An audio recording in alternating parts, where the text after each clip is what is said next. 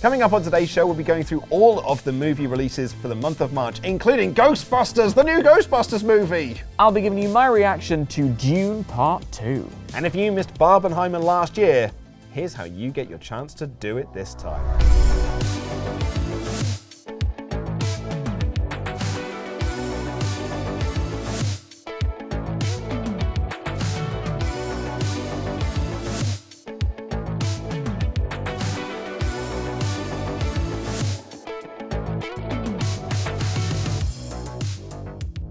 Hello and welcome to What's On at Cineworld Cinemas. I'm Luke Owen. And my Fremen name is also Dan Layton. You do want to make a Ghostbusters joke? No, it's a Dune joke, mate. No, I know that, but like, Ghostbusters out this month. You want to surely you think that's the bigger movie, right? Ectoplasm, Layton. That'll do us. Let's go talk about what's coming up this month.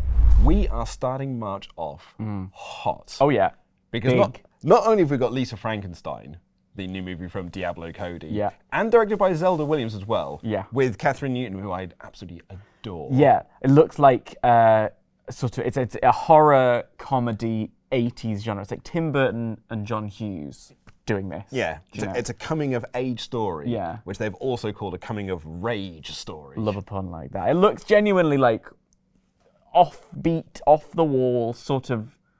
I feel it quite delightful in a way. The trailer makes me go, sure, I'm in. I like offbeat shenanigans. Yeah, you do. And this looks like it is full of offbeat shenanigans. Yeah, very considered, very, very heavy on the production design. It knows exactly what it's trying to be. Good, you're in safe hands. So you've got a choice there. You can either go see Lisa Frankenstein, or you can go see Dune 2. You can. Or Dune 2, whichever way you want to pronounce it. I say Dune, but that leads to comedy where people are like, do you say June? I said, no, I said Dune. Yeah, it's like, or is it Dune? I don't think anyone particularly knows. Americans call it Dune. Yeah, but do they know? That is the key question of the age. Yeah, I don't think anyone truly knows. However, we could hear and talk about the trailer. We could sit here and talk about the cast. How about this has been very much anticipated because this was supposed to be released last year and is now being released now. Or I can turn to you directly and say, how was the premiere, Dan? Well, it was great. I'm still wearing my wristband from having gone last night. It was a lot of fun. All the stars were out. The carpet took over the entirety of Leicester Square. There was a massive, all the way across the back, there was sand everywhere, so that meant there was a man with a little hoover on the carpet. It was absolutely brilliant. And all the cast were there. Zendaya looked like a robot. She looked like Dot Matrix from Spaceballs. Absolutely did that. Timothée Chalamet was doing the widest power stance I've ever seen in my life. Austin Butler's coat was longer than mine. It was thrilling. It was thrilling to be there. It was very fun at time. And then we sat down and saw the movie. And what a movie it is. It's one of those where if you are a fan of that kind of high sci-fi genre film, it is quintessential, if that makes sense. It's Denis Villeneuve, who absolutely is one of my favorite directors. I think of Arrival, Blade Runner 2049, and obviously the first Dune, which was so epic in scale. Epic is a word that gets thrown around a lot. Absolutely. In this case, it's the only one that fits. Right? You can sort of see that from the trailers as well. Even if you didn't see the first movie, you can just feel from the trailer that this is truly epic. Yeah. They say sword and sandals.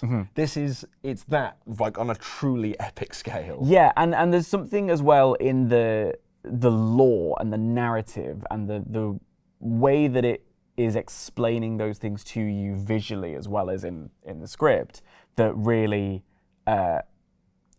It's just, I'm trying to not spoil things because I'm very aware there are people in the room at the moment and those watching at home who don't want me to tell you why certain people were on the carpet and why the movie shakes out the way it does. I'll just try and suffice it to say that while the film was happening, there were little pockets in the room that were rippling. The people next to me, you could tell, were massive Dune fans because every time something went down, and there were a few applause moments in the film as well. There were ripples of conversation.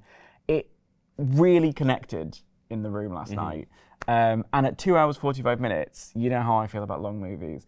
It rattles by. I didn't even notice. 2 hours 45 is it's long. It's long, but it doesn't feel it. There's enough in terms of visual, whether you're riding a sandworm or beginning a holy war, all of that stuff. It's so it knows what it's doing, and it does it so precisely that you don't notice the time. Did you see it in IMAX? I did get into this. So I saw it at the Leicester Square IMAX. Thank you for bringing this up. They've just had a brand new screen installed. So the screen had a complete refresh. This was the first screening on that new big screen. I was chatting to the guy who I was chatting to the guy who runs Cineworld in Leicester Square, the manager, and he was telling me about the scaffold they had in place and the crane bringing it in. It was like very exciting stuff. So on a screen perspective, I was a big nerd. I was having a great time.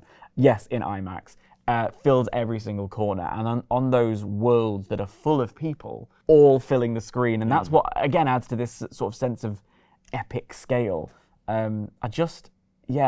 I just thought it was fascinating. So, I mean, in IMAX, I feel like this is a great way to see this movie. It's not the only way to see this movie. You could just go and see it in standard 2D. Yeah. We've got a great offer on 2D screenings at the moment. If you go into Cineworld between Monday and Wednesday, for standard 2D screenings, it's just $5.99. Oh. That's if you come to the cinema, or if you do it online. Office. Yeah, if you do it at the box office, or if you do it online. $5.99 for your cinema ticket. Bargain city, mate. Not only that, you can get a small popcorn or a small drink for a $5, which means for a tenner, you've got yourself a cinema date. Oh, I love that. That throws me right back to my youth when I would be seeing 2 or 3 movies in a day. Oh, I love it. Now I'm unlimited. I do it all the time. But yeah. When I was at uni, it was a whole thing. Slightly shifting gears somewhat, the following week we have the release of the new Blumhouse horror icon of Imaginary. We watched the trailer just before we started recording this because I wanted to show you the trailer for it. Yep. You are our resident scaredy cat. How did you find it being a little scaredy cat? Look, I could tell that it was good. And I could tell that the portion of the screen that I will be able to see through my hands is going to be very entertaining. No, it's a great concept. Yeah. Isn't it? It's like a horror version of Ted. There's a little bit of Child's Play in there as well. You're giggling because... Just imagining a horror version of Ted, which I suppose, but it's like the idea of having an imaginary friend, but once you forget about them, they don't go away. But they get cross that you've forgotten about them. Exactly, yeah. And it's got a little bit of that Child's Play element to it as well, of like the little girl being interviewed. It's like, he doesn't want me to talk about him to you. All that sort of stuff. Little children scare me as well, so... And I think it's got some great Blumhouse visuals too. Yeah. Blumhouse are now at that point where they can just rattle off, like, from the people that brought you Five Nights at Freddy's, The Invisible Man, and all this sort of stuff. Like, they've got a great pedigree behind them. And this is kind of like... It's Megan for this year, it almost feels Oh, great. like. What a great tagline. They should absolutely take that. But what's interesting about Blumhouse and this kind of film, and especially, the success of Megan and this one as well, is that, like, not to get too inside of baseball cinema about it, but it's great that you have a movie like Dune, which is going to take the massive screens and all of that big experience. But there's been success with Anyone But You, the rom-com that came out at the end of last year that was only supposed to be out for a little bit, but people really responded to it, so it's been out for a long time. Blumhouse is a great example of these niche little genre films that people are going to really respond to. It's like we can have both. There is still a space for this real creativity, and it's in the kind of... And Lisa Frankenstein does it as well, embracing the B-movie kind of thing. That's right, yeah. I'm glad to see genre movies like this are back. When it feels like the rom-com is back again. Yeah. And the low-budget horror movie, it's never left us, but Blumhouse is giving it a much wider berth than it had done previously. And you see that Blumhouse name and you go, right. I know. Assured. I know exactly what I'm in for here. So that's out on the 8th of March. 2 days later is Mother's Day. So what a perfect way to spend Mother's Day by taking your mum to go and see Imaginary on the big screen. She'll love it. Would my mum like it? I don't think my mum would. Well, I can't predict my mum because she told me she was going to go see Oppenheimer, and I was like, I don't know if your attention is going to span that long. She loved it. I mean, obviously, it's Oppenheimer, but when your mum leaves Oppenheimer and is like, let me tell you about the production design, I was like, Mother, maybe you did raise me. My mum said the same thing about Killers of the Flower Moon. Hey, what is this about? I'm like, you could tell you're retired now. All the time in the world. She would not have gone to see that when she was working. Now she's got all the time in the world. She's going to see this. But I love going to the pictures with my mum. Because my mum's a wonderful cinema date. And this Mother's Day, you can celebrate Mother's Day with your mum. For just £20, you get the Mother's Day gift box, which comes with 2 cinema tickets. I know, right? That's lovely. And here's the great thing. Because you can either get this as an e-ticket, put that out, put it in a card, give it to your mum, or you can get it as a physical box. Oh. Wrap that up, hand it to your mum on Mum's Day. With some flowers. Oh, it's very cute, isn't it? Yeah. Or you can give it to someone else's mum. Released on the 15th of March, we have Drive Away Dolls, which is a wonderful road trip looking movie. Like, I love road trip movies. Yeah, that's very much your energy, isn't it? Oh, I do. Yeah. You like a team up, people going along on places, yeah. It's my bag, baby. But because we are also in Oscars season, we're going to be showing some of the best movies, the most acclaimed movies of the past year. Love that. I'm already in Oscars mode. So what I do around this time of year is I just tend to sort of put on past Oscar ceremonies on YouTube and just potter about, every now and again crying at someone's speech. Like, you go, Gwyneth Paltrow! So on March 1st, we're showing Past Lives. On Saturday, the 2nd of March, we're showing Barbenheimer. Oh, we can relive it!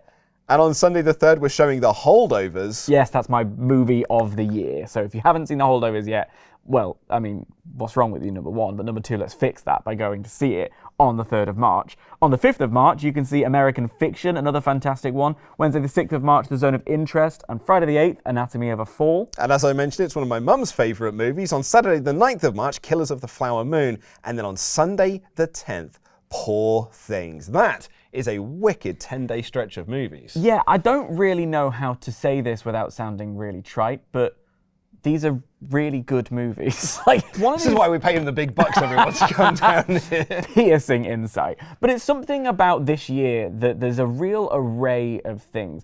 I haven't seen, so if you, like me, like to try and see as many of the Best Picture films as possible, I like to try and tick them all off. I've got 3 left. Later today, I'm going to see The Zone of Interest. Today, in our time, in your time, I'll have already seen it. But I'm still left with, I think, Killers of the Flower Moon and Past Lives. So fantastic that I can go and see them as they're meant to be seen in the cinema, because it does change things when you experience it in situ. But what an array of different movies. You've got something as wild and round the bend as a Yorgos Lanthimos movie like Poor Things, which is Emma Stone in this kind of Victorian repression kind of movie, this liberation thing, when it's Mark Ruffalo's funniest role, and you kind of don't expect that in a movie like this, but he's absolutely sensational. American Fiction, which I saw the other day, I absolutely adored. That is a bit of me, very up my street. Story of a writer who feels like cliche and stereotypes are taking the mick a little bit, so he sort of writes a parody of that, and it ends up being seen as the biggest and most successful book of the year. I love Jeffrey Wright. He's incredible in it. And Sterling K. Brown, Tracy Ellis Ross. It's just fantastic. And then, Barbenheimer, like, what more can be said about Barbenheimer? We can relive the summer of 2023 again by going to do a Barbenheimer double bill. Maybe do it the other way around to the one you would have done it first time. Because I saw Barbie first and then Oppenheimer. Very good. That was the big talking point of last summer. So if you only saw it one way, now is your chance to do it the other way around. Also, what a great time to become an unlimited member. Yeah, one tick, tick, tick, tick, tick. Thank you very much indeed. Imagine doing that, one a day. Yeah. For those 10 days, tick, tick, tick, tick, tick. Using it every time. Tap my unlimited card. I'll have a little discount on my popcorn there as well. Have I told this story to you about Harry Potter?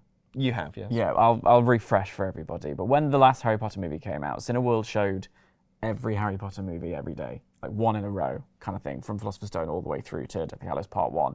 And my nearest Cineworld at the time was 2 trains and a 30-minute walk away, and I made the pilgrimage every day. I think that's where my sort of love affair with Cineworld began, because it was like, I want to experience those movies on the big screen. So it's like it's a very Cineworld tradition to have the run of the movies in order. So yeah, go and have your own love affair. Dan, on March 22nd, make way. Luke's big day, everybody. This is my big day. This might be bigger than my wedding. Birth of your child. The birth of my child. Yeah, they pale in comparison. We've got a brand new Ghostbusters movie. You love Ghostbusters, don't you? I'm wearing my Ghostbusters t-shirt today. So you are. Because if you ever do get asked by a Sumerian god, are you a god? You say yes. Because otherwise they may want to destroy New York City, and the rest of the world for that matter. Well, they start with New York City. Well, yeah, I mean, Pinnacle. Well, that's because that's where Spook Central is. There and it then is. you use that to destroy New York City. Anyway, Ghostbusters Frozen Empire. Here is why I'm really excited for Ghostbusters Frozen Empire. Please. Regardless of the fact it is another Ghostbusters movie, and it's my favourite film of all time, and I'm just excited to see the Ecto one. Every time I see the Ecto one in anything, I just cry. Yeah. I was watching a video on Instagram yesterday that was someone recorded, it was of a VHS recording of the Ecto-1 driving through Universal Studios in Orlando, Florida Amazing. in 1998, and I shed a tear. Well, that's because there's so many layers to that one. There's 1998, which was a vintage year. There was on a VHS, on a which VHS. got that level of nostalgia as well. There's so that would make me cry. It's the first time I also went to America was in 1998 as well. Fabulous. So a whole heap of emotions. Anywho, here's why I'm excited for this one. Ghostbusters, the 1984 original, is about the Ghostbusters coming together. It's about the formation of the team. Ghostbusters 2 in '89 is about that team coming back together. We then have a gap. There's no movies. When we got the reboot in 2016, that is a movie about a group coming together. We got Afterlife a couple of years ago, which is the official Ghostbusters 3. That is a movie about the team sort of coming back together, a new generation of the team coming together, the old guys coming back together. Which means that Ghostbusters Frozen Empire is the first Ghostbusters movie where they just get to be the Ghostbusters and have an adventure. Lovely. And that's what this is. Gil Kennan, who is the writer and director of this, he wrote Afterlife. Gil Kennan is a lovely bloke, by the way. I interviewed him a number of years back about an unmade Pac-Man movie that he was going to do, a live-action Pac-Man movie. He's just such a nice guy.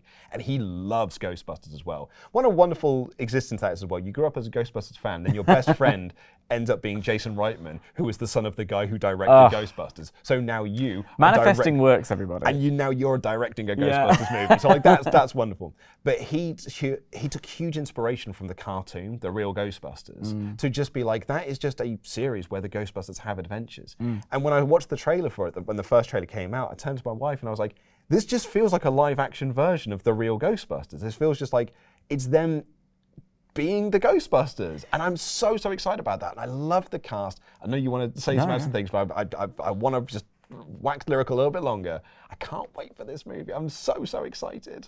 I mean, it's one of those things where, like, I quite like the further adventures of as a sort of style. When Pirates of the Caribbean, I'm a Pirates of the Caribbean fan. My version of yours is Pirates of the Caribbean. So when the fourth one came out, when I wasn't really sure what was going on, and I realized in the middle of it, it's just the further adventures of Jack Sparrow, and we could just do this for a long time. I'd be really into that. That's all I'm going to say about Pirates of the Caribbean, because anymore and I'll cry. But the idea then you have the little team unit together going off, and you can play so much in the world if you don't constantly have to have the are they getting together dynamic? Is there going to be what is the future? They're just off doing adventures. Absolutely. That's really kind of what I think a lot of audiences want from a sequel. Yeah. I think that's absolutely right. The further adventures of the legend continues, and I'm super excited about that. We've got the cast from the Afterlife back, as well as the original cast. So Bill Murray's back, Dan Aykroyd's back, Ernie Hudson's back, Annie Potter's back. Annie Potts finally putting on the flight suit and getting a proton pack, which I love. That's also a nice little throwback to the casting as well. Slimer's back because we're back in New York City. I am so excited for this. I'm taking the day off work so I can go and see this movie as early as I possibly can. Maybe take the next day off as well. So I'm going to see it again. If you need to recover. Yeah. Well, yeah, I mean, I'll probably want to go see it again because I'll probably want to go there and notice all the little details and stuff, the little references to things. I'll be like, that's a reference to the IDW. Oh, and with a director like that, it's going to be packed. Yes, absolutely. Yeah. Also out on the 22nd, if Ghostbusters isn't your thing, we have Immaculate on the big screen. But if you're looking for big stuff, and I'm talking big right here, the following week, don't get much bigger than this. Is it the movie Big? It is not the movie Big. Is it the character Mr. Big from Sex and the City? It's bigger than all of those. Goodness me. Probably even standing on each other's shoulders. Goodness. Godzilla versus Kong, or Godzilla X Kong, or Kong X Godzilla. The New Empire. That is big, actually. That is pretty massive. I'll give you that. We're in a wonderful time as Godzilla fans. What a great month this is for me. I've got a new Ghostbusters movie, and then 1 week later I have a new Godzilla movie. It's all coming up, Luke. This really is Christmas for me. Yeah. And then it's Easter. So Easter's come really early this year. So it's a great time to be a Godzilla fan, because last year we got what is arguably the greatest Godzilla movie ever made ever in Godzilla Minus One. Academy Award nominated. A perfect movie. And now we've got Godzilla versus Kong, the new Godzilla Kong, the new Empire. And what a perfect way to just show how great this character is. Because what you have over here is Godzilla Minus One. This is how Japanese filmmakers make a Godzilla movie. Oh, it's very poignant. Oh, it's making very big political points. And then you see how Americans make Godzilla movies, which is just smashy, big lizard do a smashy thing. There's not enough time to really pull at that thread, is there? Because there's a lot to be said about that dynamic, but yeah. And that's just brilliant. Yeah. Because both of them are great. Like this one over here, Minus One, perfect movie. I loved Godzilla vs. Kong. Oh boy, did I love that movie. So the premiere for that movie happened while we were still in lockdown. And so we were watching it from home, which meant that they sent us a little box. And I was Team Godzilla, obviously. I've got Godzilla slippers at home. So I had a little Godzilla robe, Godzilla slippers, big pizza that they sent me, a Godzilla vs. Kong sized pizza. Oh.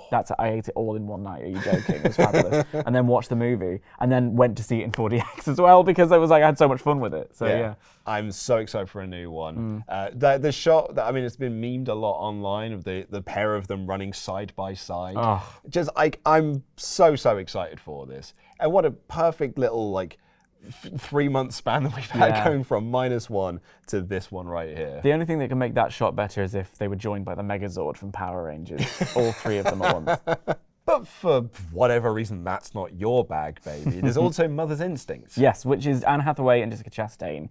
And it is, how do I describe what the trailer's giving me? Sort of period piece, 60s energy, very mid-century in terms of presentation. And it's all about Anne Hathaway. If I'm not misremembering the trailer, Anne Hathaway's character loses her son and starts getting close to Jessica Chastain's son.